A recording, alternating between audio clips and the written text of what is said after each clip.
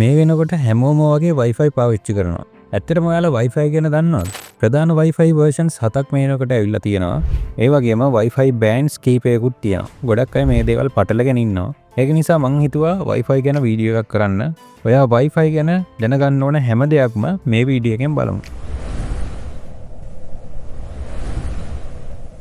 Wi-Fi කියන්නේ phone, computers වගේ ගොඩක් devices wireless විදිහට connect වෙන්න පාවිච්චි කරන ටෙක්නොලොජි එකක්.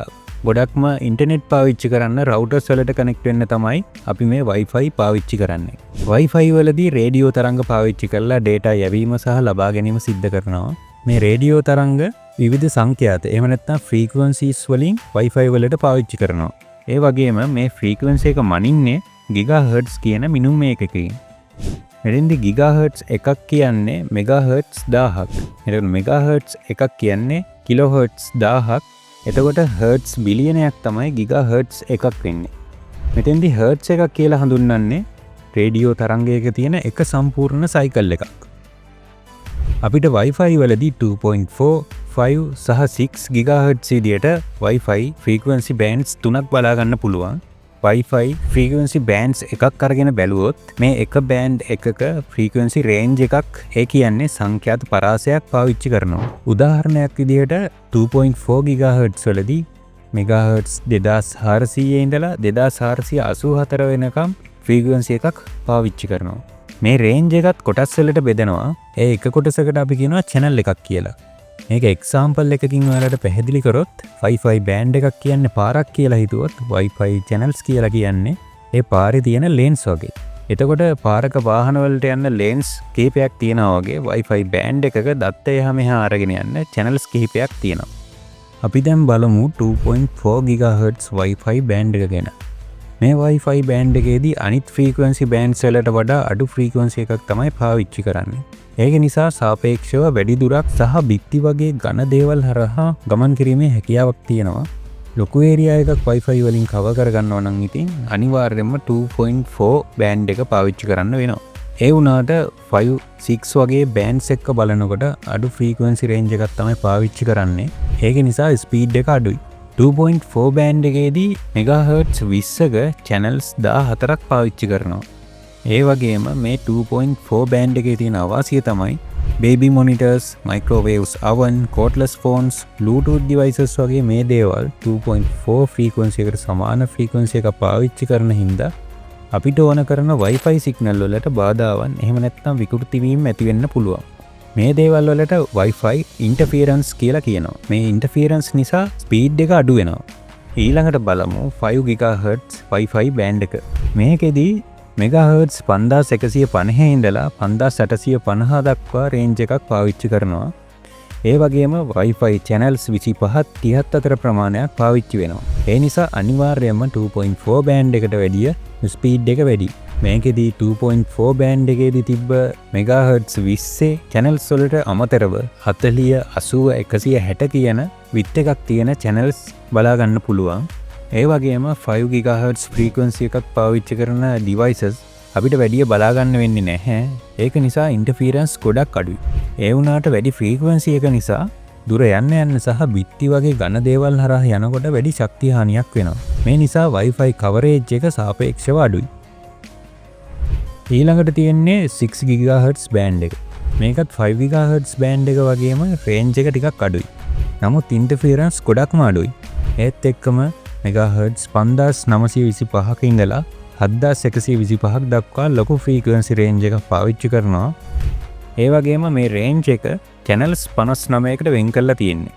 ඊට අමතරව 5 GHz බෑන්ඩ් එකේදී දැක ගන්න තිබ්බ නැති මෙගාහර්ට්ස් 320ක Wi-Fi channels මේ Wi-Fi බෑන්ඩ් එකේදී බලා ගන්න පුළුවන්. මීට අමතරවත් Wi-Fi bands කිහිපයක් තියෙනවා. හැබැයි ඒවා වැඩිය පාවිච්චි වෙන්නේ නැහැ. අපි මේ කතා කරලා Wi-Fi bands පාවිච්චි කරලා ඒත් එක්කම විවිධ උපක්‍රම ඒ වගේම තාක්ෂණයන් පාවිච්චි කරලා Wi-Fi standards එහෙම නැත්නම් protocols හඳුන්වලා දීලා තියෙනවා. මේවා අපිට Wi-Fi versions විදිහටත් අඳුර ගන්න පුළුවන්. මේ වෙනකොට Wi-Fi versions 7ක් හඳුන්වලා දීලා තියෙනවා. ඒ මොනවද කියලා ඊළඟට බලමු. මුලින්ම 1997 දී Institute of Electrical and Electronics Engineers කියන ආයතනය Wi-Fi ස්ටෑන්ඩඩ් එකක් හඳුන්වලා දෙනවා. ඒක හඳුන්වන්නේ IEEE 802.11 කියලා. මෙතනින් පස්සේ ආපු Wi-Fi versions වල මේ 802.11ට පස්සේ ඉංග්‍රීසි අකුරු කිහිපයක් එකතු වෙනවා. Wi-Fi versions අඳුන ගන්න Wi-Fi 1 2 3 කියලා නම් දාලා තිබ්බේ නැහැ. මේක සාමාන්‍ය යූසර්ස්ලට අඳුරගන්න පහසු වෙන්න තමයි 2018 දී Wi-Fi versions වලට නම් දෙන්න පටන් ගත්තේ. මුලින්ම Wi-Fi 1 කියලා හඳුනගන්න version එක හඳුන්වලා දෙන්නේ 1999 දී. මේකේ technical name එක 802.11 B කියලා බලා ගන්න ලැබෙන්නේ. මේකෙදි 2.4 GHz බෑන්ඩ් එකක් තමයි පාවිච්චි කරලා තියෙන්නේ. ඒ වගේම උපරිම ස්පීඩ් එක Mbps 11යි. මේකෙදි direct sequence spread spectrum කියලා ටෙක්නොලොජි එකක් තමයි පාවිච්චි කරලා තියෙන්නේ. ඒ කියන්නේ රේඩියෝ සිග්නල් ෆ්‍රීකවන්සි රේන්ජ් එකක් අරගෙන ඒ හරහා සිග්නල් ට්‍රාන්ස්මිට් කරගෙන තියෙන එක. මම ගොඩක් ටෙක්නිකල් දේවල් මේක පැහැදිලි කරන්න යන්නේ නැහැ. මේ දේවල් දැනගන්න ඕන නම් සර්ච් එකක් දාලා බලන්න ඕන තරම් විස්තර ඉන්ටර්නෙට් එකෙන් හොයාගන්න පුළුවන්. ඊළඟට 1999 දිම Wi-Fi 2 කියලා අඳුනගන්න 802.11 ඒ කියන ස්ටෑන්ඩඩ් එක හඳුන්වලා දීලා තියෙනවා. මේකෙදී 5 GHz Wi-Fi බෑන්ඩ් එකක් පාවිච්චි කරනවා. ඒ වගේම Mbps 54ක් දක්වා ස්පීඩ් එකක් ලබා ගන්නත් පුළුවන්. මේ version එකේදී orthogonal frequency division multiplexing කියන ටෙක්නොලොජි එක පාවිච්චි කරනවා. ඒකෙදී transfer කරගන්න ඕන data කුඩා කොටස් වලට වෙන් කරගෙන frequencies කිහිපයක් පාවිච්චි කරලා එකපාර data ටික transfer කරගන්නවා. ඊළඟට 2003 දී 802.11 G කියන ස්ටෑන්ඩඩ් එක හඳුන්වලා දෙනවා. මේක තමයි Wi-Fi 3 කියලා අපි අඳුරගන්නේ. මේකෙදි 2.4 Wi-Fi බෑන්ඩ් එකක් එක්කම Wi-Fi 2 වලදී කතා කළ OFDM කියන ටෙක්නොලොජි එක යූස් කරනවා. මේකෙදි 2.4 GHz වල තියෙන වැඩි රේන්ජ් එකත් එක්කම Mbps 54ක් දක්වා ස්පීඩ් එකක් බලා ගන්න පුළුවන්. ඊළඟට 2009 දී අපි Wi-Fi 4 විදිහට අඳුරගන්න 802.11 N කියන ස්ටෑන්ඩඩ් එක හඳුන්වලා දෙනවා. මේකෙදි 2.4 GHz Wi-Fi බෑන්ඩ් එකයි 5 GHz බෑන්ඩ් එකයි දෙකම පාවිච්චි කරනවා. ඒ කියන්නේ dual band support එක හඳුන්වලා දෙනවා. ඒ වගේම Mbps 600ක් දක්වා ස්පීඩ් එකක් බලා ගන්න පුළුවන්. මේ Wi-Fi version එකේදී multiple input multiple output කියන ටෙක්නොලොජි එක හඳුන්වලා දෙනවා. මේ නිසා ඇන්ටනස් කිහිපයක් පාවිච්චි කරන්න පුළුවන්කම ලැබිලා තියෙනවා. ඒක නිසා ලොකු ඩේටා ප්‍රමාණයක් එකපාර ට්‍රාන්ස්ෆර් කරගන්න පහසුකම් ලැබෙනවා. ඊළඟට 2014 දී Wi-Fi 5 විදිහට 802.11 AC කියන ස්ටෑන්ඩඩ් එක හඳුන්වලා දෙනවා. මේකෙදි 5 GHz බෑන්ඩ් එකක් තමයි පාවිච්චි වෙන්නේ. ඒ වගේම 3.5 Gbps දක්වා ස්පීඩ් එකක් ලබා ගන්න පුළුවන්. මේකෙදි multi user MIMO කියන තාක්ෂණය පාවිච්චි කරලා තියෙනවා. ඒ කියන්නේ කලින් Wi-Fi version වලදී එක ඩිවයිස් එකකට පස්සේ අනිත් ඩිවයිස් එකට විදිහට data transfer කරන ක්‍රමය වෙනස් කරලා එකම වෙලාවේ devices කිහිපයකටම data transfer කරන්න පුළුවන් පහසුකම ලැබෙනවා. ඊළඟට Wi-Fi 6 හඳුන්වලා දෙනවා 2019 දී. මේකත් එක්ක තමයි Wi-Fi naming එක පටන් ගන්න.